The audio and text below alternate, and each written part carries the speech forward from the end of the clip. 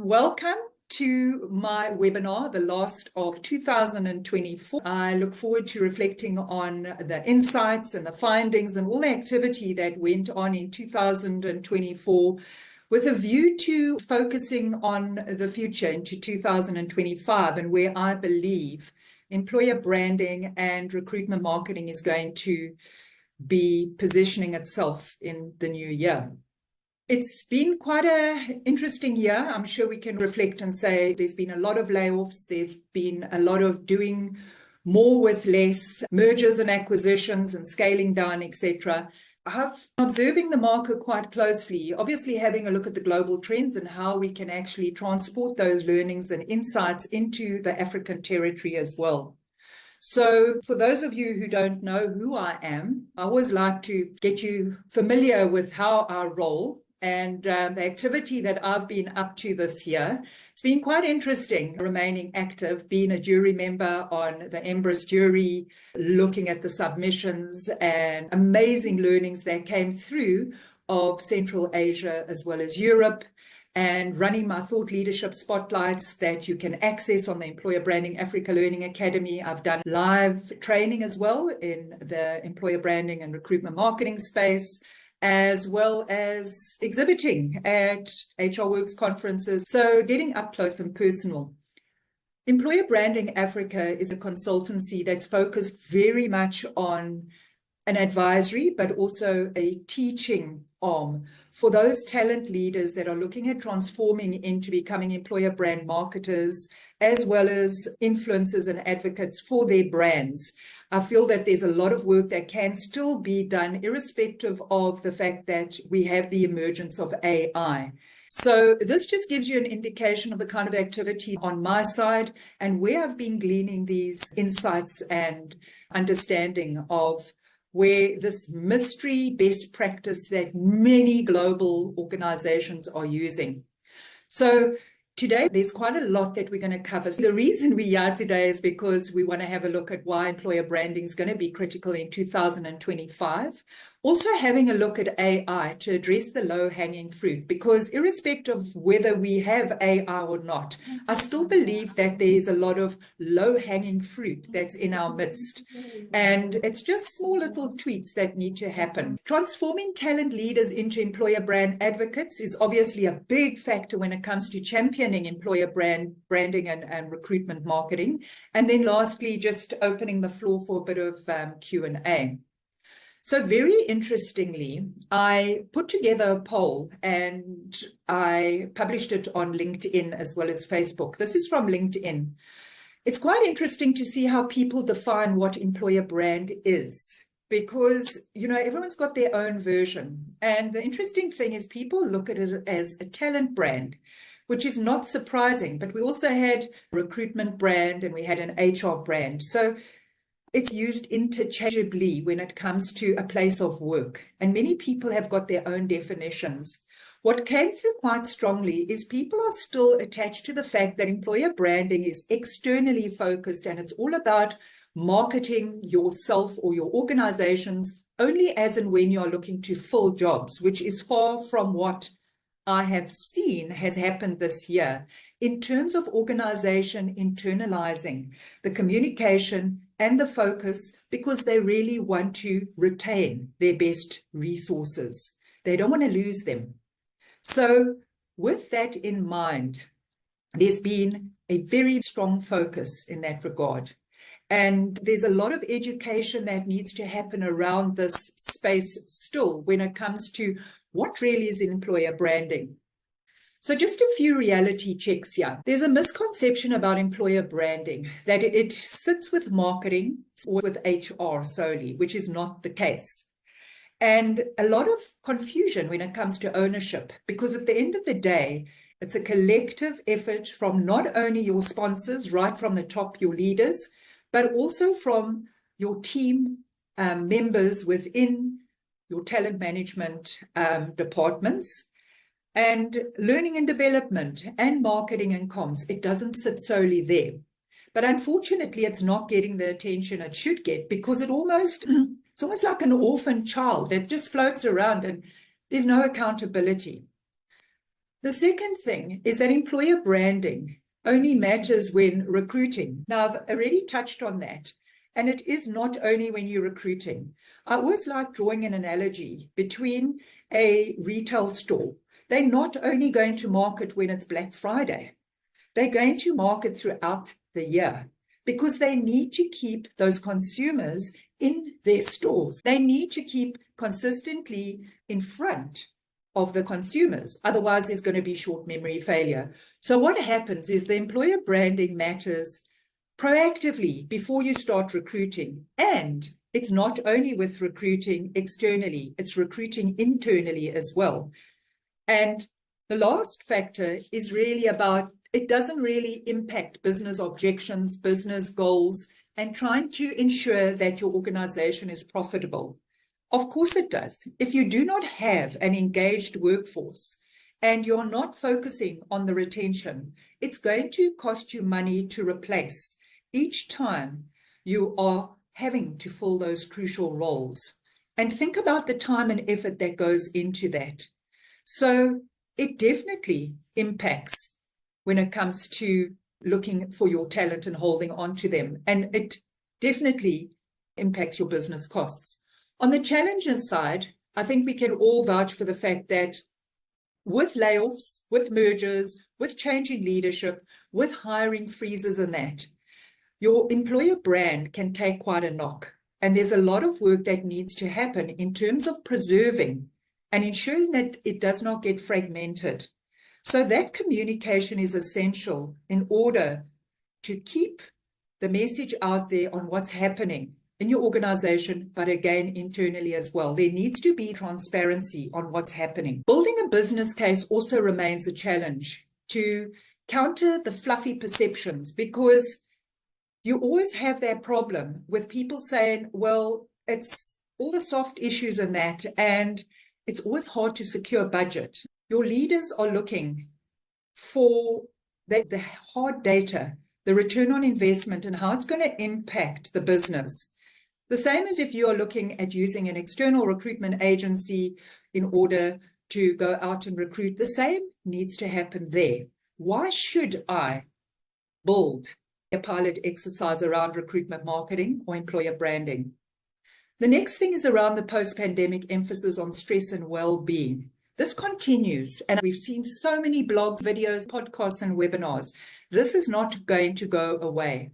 And if you want to maintain your workforce intact, you have to give them the financial, the mental, and the physical well-being support that is required. So these are the kind of reality checks, the myths and challenges that have come into play in 2024, and what I believe is going to really carry through into 2025. This is quite an intense slide, but it's obviously the core of why we are today. And I'd like to bring your attention to these trends that once again comes from my learnings from speaking to C-suite talent leaders, talent acquisition managers, specialists, learning and development, and then also having a look at the kind of submissions that was given to me to view in the other territories as well when participating in the Embrace jury awards. So the first thing is around the employer value proposition and the employer brand. A lot of organizations are looking at reframing, refreshing, and looking at how they can better mirror what talent is requiring both inside and out.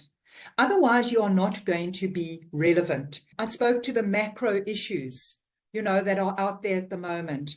People's lives have been hampered by what's been happening externally, whether it be inflation, whether it be stress, etc. And in fact, 78% of companies are prioritizing employer branding in order to find the purpose-driven younger talent, because they are making high demands on what they are looking for. But let's not just single out those new emerging generation groups, but also across the different generations. The persisting hiring challenges obviously continues, especially when it comes to your IT and engineering. And in fact, Employer Branding Now 2024 survey, which is brought out annually by Universum, a data-led employer branding research organization, confirms that 54% are struggling with hiring. And it's across the world's most attractive employees, not just your nationals or your small and high growth organizations. Internal mobility and upskilling has become very evident as well, because companies are now desperate to bridge this gap. They're saying we have to invest in our valued resources rather than start joining the rest of the mob to try and find talent that is just not out there. So they are focused very much around mobilizing, and it doesn't necessarily mean promotion. It could even be lateral moves.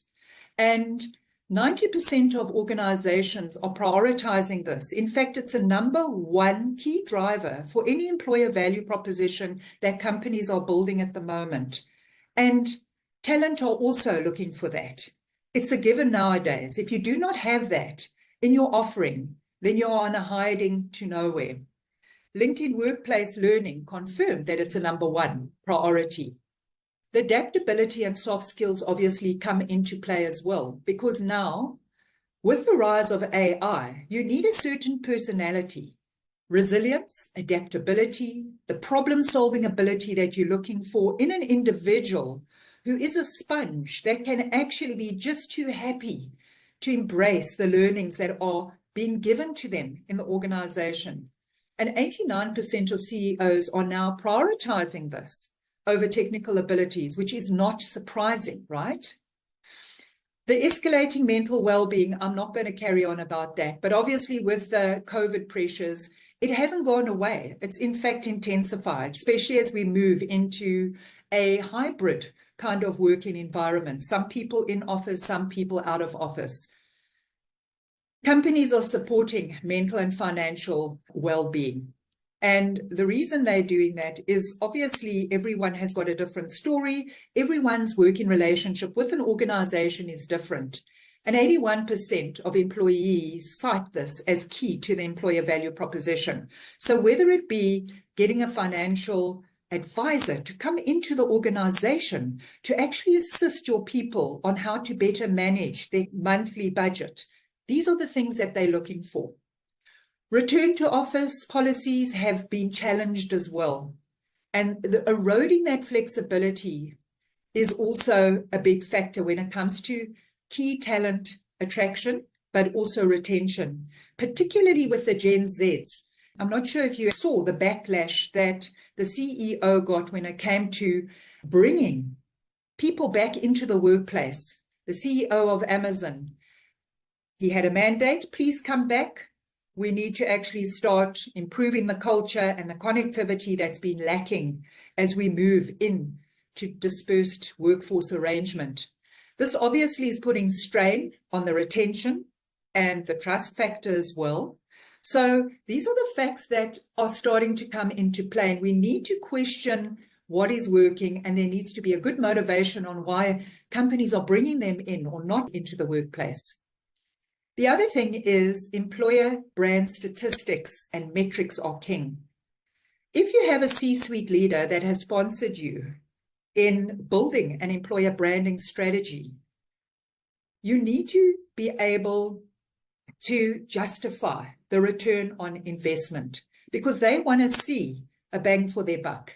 They want to know as well, how are we going to recruit faster? How are we going to engage and keep our people more motivated? Why are we losing people, and how are we going to retain them better? You have to prove the value through your employer branding initiative. And then lastly, when it comes to DE&I, there's still a lot of window dressing and not actually living this out. It's all words and there's no action. We don't see motion happening around this. And again, you've got all these stubborn trends that are not going to go away. And how are you actually going to start proving that you are in living these inclusions, whether it be through employee relations groups, where they have a stronger sense of belonging and inclusivity, Because this is what, once again, your Gen Z are looking for. They're looking for your multicultural, multi-generational environments. And then lastly, but not least, is the corporate social responsibility and governance. So what is your commitment at the moment? Because there's a lot of people that not only are they looking for purpose, but they want to know, what are we doing about preserving our world? We've had fires, we've had floods, we've had all of this happening, and it all has a direct correlation with how we are looking after our world. So how are you bringing people onto the same page as you in terms of playing a role in possibly recycling or the whole climatic change, as well as the purpose, again, across various generations? So that's quite a big list of trends, but I'm going to move on because I'm cognizant that I'm spending too much time on them, but I just wanted to put it into context. So here comes AI, and we're now looking at addressing the low-hanging fruit, which has always been there before AI has emerged. But today I want to highlight the opportunities that are being overlooked, and more so how I encourage you to start capitalizing on the opportunity that you can now lean into because of the benefit of generative AI and the automation at your fingertips. And again, recruitment marketing is essential. Pre-hiring, ensure that you're actually socializing the jobs internally as well. Pull on the talent that resides internally. Tell them why they are just as marketable to apply for roles internally as the external talent market. And doing this, you utilize AI to build that narrative around how they can, in fact, step up to the mark internally. And it must be outside those hiring periods. Humanize the message as well through your personal brand. Recruiter-led videos, there are not enough out there, folks. And I do believe that gone are the static banners as well as the long copywritten ads. Those are gone. People want to actually engage with something that's interactive. They want to hear what it's like to work at your organization. What is the value proposition? What is the culture? What are the behaviors that are tolerated or embraced? What are the messages that you are bringing to the forefront? They want to know that. Use generative AI to create those scripts around recruiter-led videos and transform from doing static media, move away from the content and move to that engaging. The unique people image remains a trump card. And the reason I'm saying this is because you don't have to necessarily invest in an expensive corporate photographer. Yes, it would be nice, and there is longevity in it. But even the unstaged, authentic images is what people are looking for. So build that. It gives people a sense of belonging. It gives people a sense of appreciation and recognition. And the projects that I've worked on, those are the ones that have been a hit because it's not stock library imagery. They actually have an affiliation and a human connection to the brand because they see themselves attached to it. Therein lies again an opportunity to take the content from that individual that you are showcasing, go into generative AI and build a narrative around how this person has enriched the organization and the achievements that they have got through working at the company. Communication channels. Too often than not, I am seeing communication channels with dated content, dated imagery. It is houseworking that is continuous. You have to make it relevant to where we are at today, because otherwise people are going to look at you and say, oh my word, you know, this was from beginning of the year. What have they been up to? You have to keep engaging with them with the latest and greatest accolades, news, mergers, product launches, whatever. They're hungry for that information. So whether it be on LinkedIn, whether it be on Facebook, whether it be through an internal newsletter, whether it be through a webinar or a podcast, make sure that your information is up to date. Your DE and I voices, harness and amplify those authentic voices, bring them to the forefront. Yeah, generative AI can put that narrative together.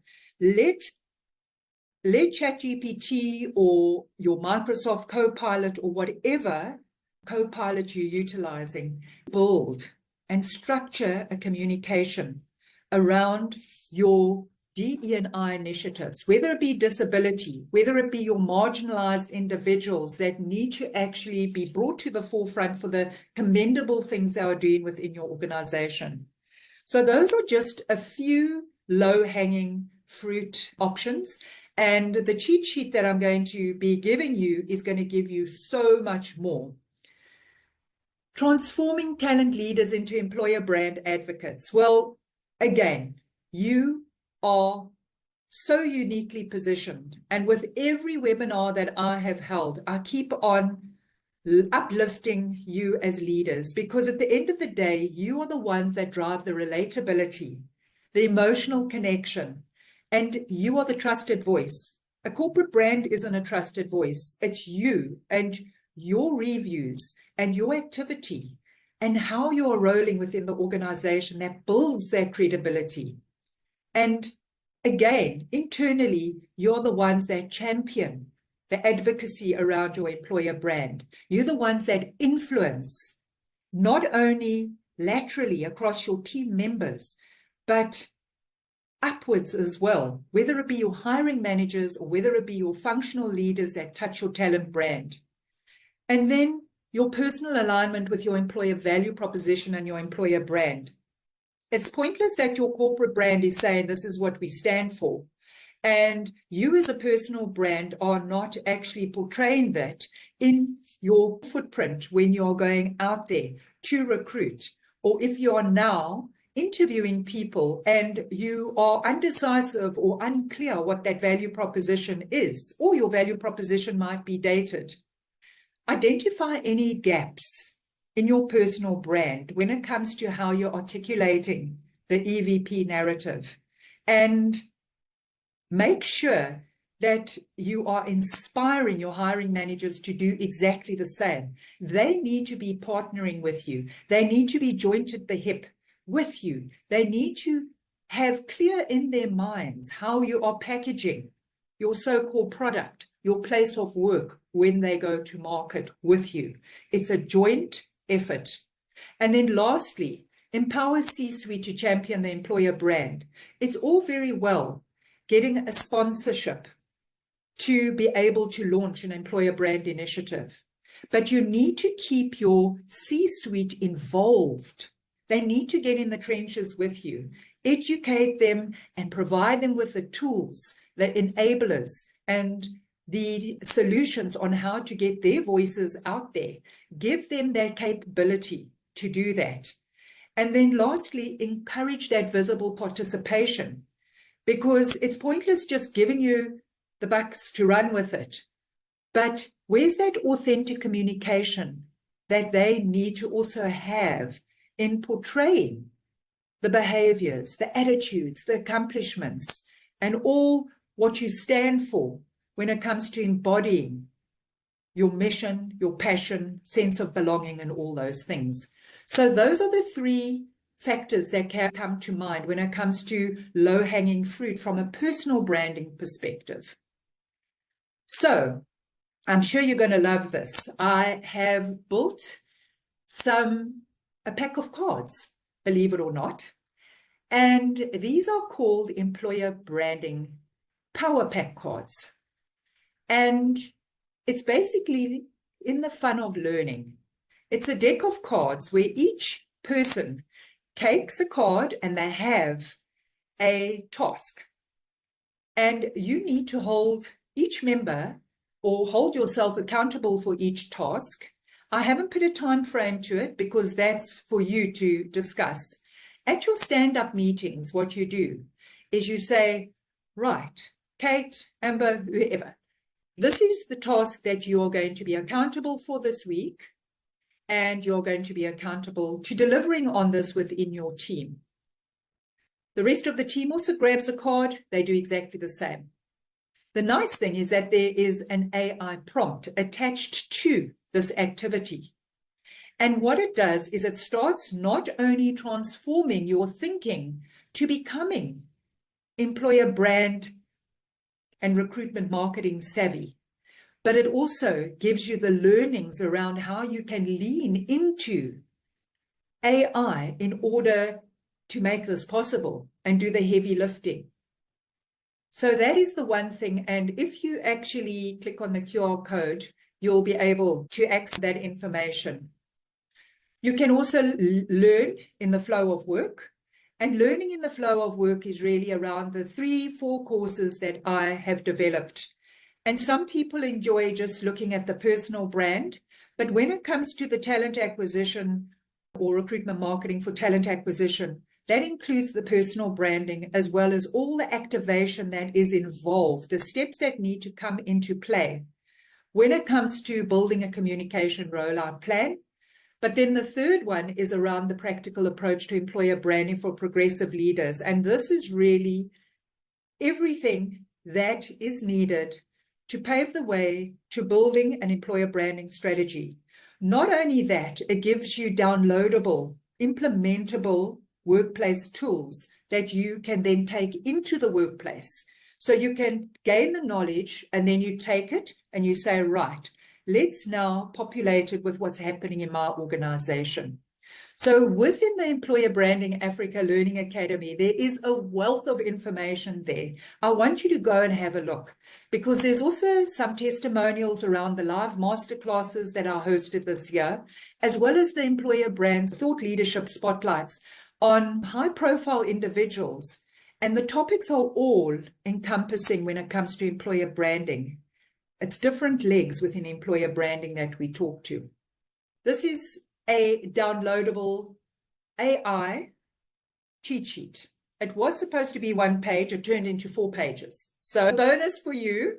I hope you enjoy it, and I hope it really adds to the discussion that we've had today. I think it will add huge value, not only to you, but to your team as well. And it's really thought-provoking as we start planning for 2025 and the year ahead. So Amber from McCann Foods, as an organizational effectiveness specialist, hoping to get some insights into best practice within the market regarding employer branding and using this to optimize our current processes. Well, I hope, Amber, I've given you value with this discussion. And then Kate, Kate's a regular on my webinars, and I've been following Celeste's incredible work on employer branding and looking to gain more valuable insights. Thank you, Kate. Those kind words go a long way, I can assure you. Thank you very much. Okay, if you want to put your cameras on, it'll be great. If you want to stay incognito, that's also fine. All right. Do you have any quick tips on how long a video should be? So the best practice is usually about 2 minutes. Don't go any longer because people lose interest. The shorter, the better. And yeah, I mean, nowadays, as you can understand, there is so much content coming our way, whether it be mailers, whether it be podcasts, webinars, and everyone's crashing for their finals and they're all wanting the attention, especially now. And I think it's absolutely essential that it needs to be quick wins, quick nuggets. And that's, I don't know if I've gone over my time, but that's why I wanted to make this 30 minutes. So it's an in and out. And it needs to also, there needs to be a draw card. Why must I come? What is the value add that I'm looking for? And that is why I always say, whether you're an external recruiter or whether you're an internal recruiter, what is the relevance that you are going to offer in 2025? And what is the competitive edge that you are going to offer? Whether you are an internal recruiter servicing line managers, hiring managers, C-suite, or whether you're an external recruiter saying, you know, I need to start becoming a little bit more innovative when it comes to my offering. We're all working on the same orders. We're all offering the same information. I need to do something competitive and cutting edge. What does that look like? And that's really what I want to leave you with today, is what is your edge going to be in 2025? because the market is moving so extremely quickly, and everyone is trying to get in front of their audience in some shape or form. We need to keep reinventing ourselves, keep recreating. And as personal brand advocates and marketers, keep your ear to the ground. There is so much information and so many nuggets out there that you can gain. So yeah, I've done a lot of talking. If there's anything, I will be sharing the recording, definitely, Amber. And yeah, together with the QR codes, either for the Power Pack playing cards or the cheat sheet. And please, if there's any additional questions you have, yeah, my contact details are celeste@employerbrandingafrica.com. Thank you. Good luck for this last leg. And yeah, all the best with this last push. I know a lot of people are struggling to juggle a lot at the moment. And I hope to see you on future webinars as well. Thank you for joining me. Thank you so much, Celeste. Only a pleasure. Thank you for joining, Cheers, everyone.